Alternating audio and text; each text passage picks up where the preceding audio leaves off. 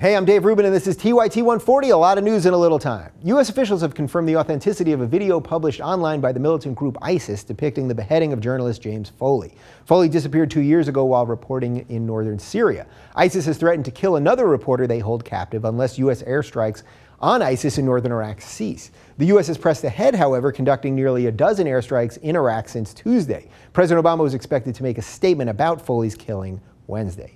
After 12 days of unrest in Ferguson, Missouri, officials and local community leaders say they hope that the protests over the police killing of unarmed teenager Michael Brown have reached a turning point and that the violent clashes between police and demonstrators have begun to subside. Ahead of his visit to Ferguson on Wednesday, Attorney General Eric Holder sought to reassure the community that Brown's killing will be fully investigated and the Ferguson police that he will be arriving unarmed.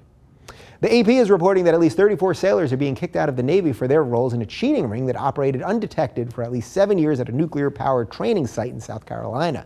The Navy announced in February that it had discovered cheating on qualification exams by sailors seeking to be certified as instructors at the nuclear training unit. Suspicions of widespread cheating arose when dozens of students' tests came back with identical misspellings of the word nuclear.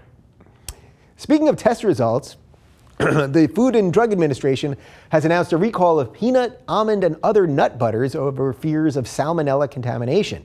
The manufacturer, Inspired Natural Foods, became aware of the risk after routine testing showed a potential link between the products and 4 instances of illness.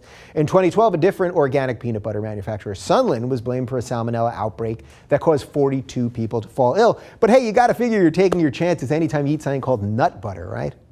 And finally, a Los Angeles area police officer has been arrested in Las Vegas for attempting to solicit sex from an undercover police officer. Glendale Police Sergeant Vahak Mardikian allegedly approached the undercover officer at the Flamingo Casino, where he made plans to pay her $250 in exchange for anal sex in her apartment. Mardikian was subsequently booked and locked up at the Clark County Detention Facility, so maybe he will get that anal sex after all.